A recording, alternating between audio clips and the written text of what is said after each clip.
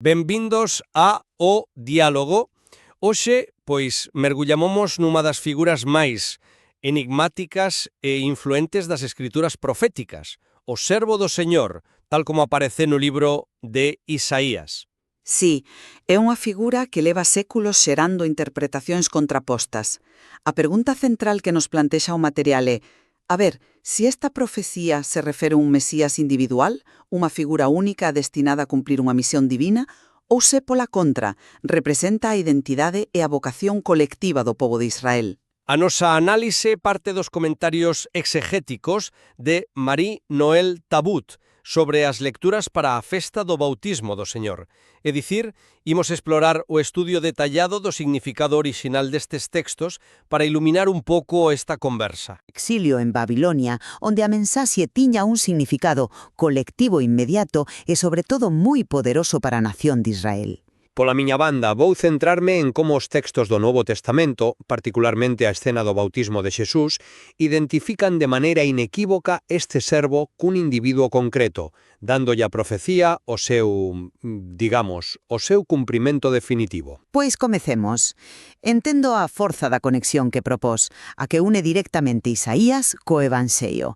É casi cinematográfica. É que a conexión é, para min, innegable. A miña postura baséase nesa coherencia textual. Isaías 42 descríbenos un servo que actúa con unha delicadeza e unha mansedume que parecen intrínsecamente persoais. Non bradará, non alzará voz, non crevará a cana cascada, nin apagará a mecha que aínda fumega. Cústame moito imaginar esta descripción aplicada ao comportamento dunha nación inteira ao longo da súa historia, non sei. É o retrato dun líder espiritual, dun individuo cunha misión moi específica. E a escena do bautismo no Evanxelio de Mateo funciona como selo de confirmación. A voz celestial proclama: "Este é o meu fillo amado, en quen me comprazo", que é un eco casi literal de Isaías.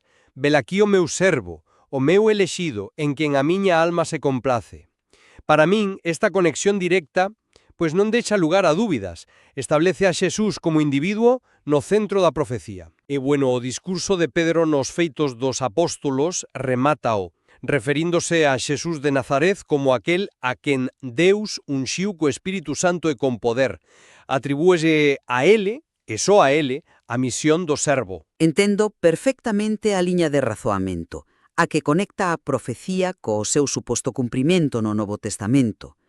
É unha lectura teolóxica moi potente, claro que sí.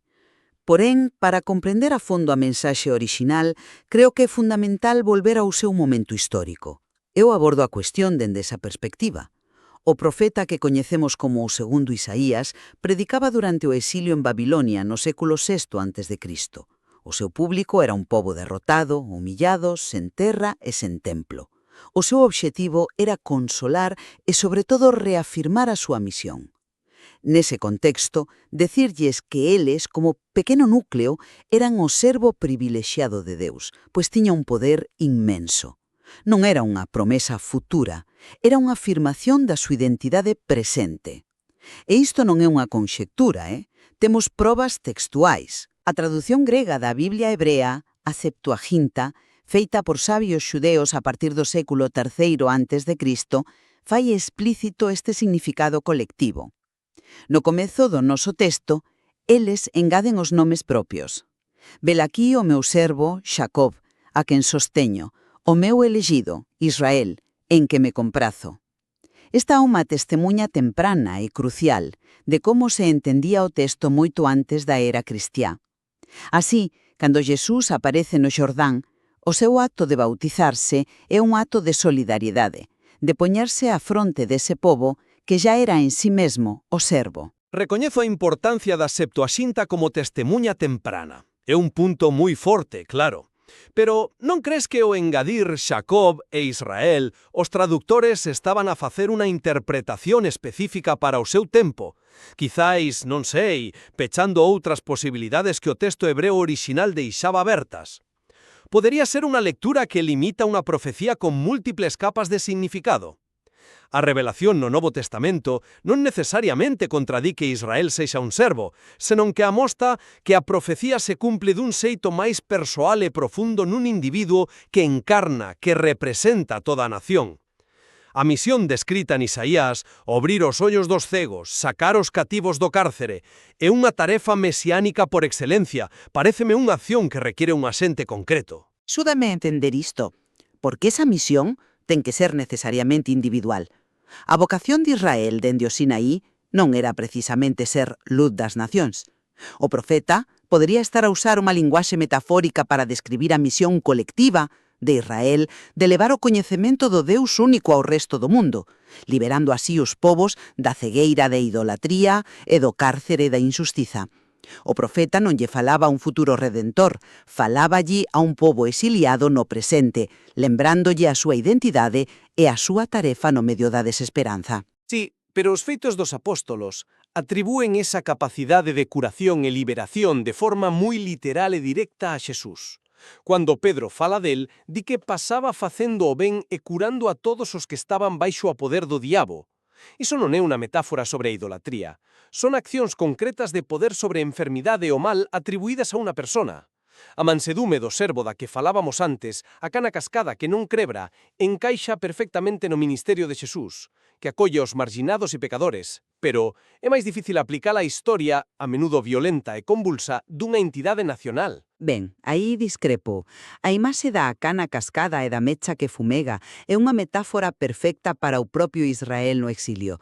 Un pobo crevado, a piques de extinguirse, pero que Deus sostén e non deixa desaparecer. A forza da mensaxe de Isaías reside precisamente niso. Deus elixe o frágil e o derrotado como o seu instrumento. E en cuanto ao bautismo, volvo a xesto de Xesús. É un acto profundamente solidario. El intégrase na ringuea dos pecadores. A súa resposta a Xoán Bautista é clave. Compre que cumpramos así toda a xustiza.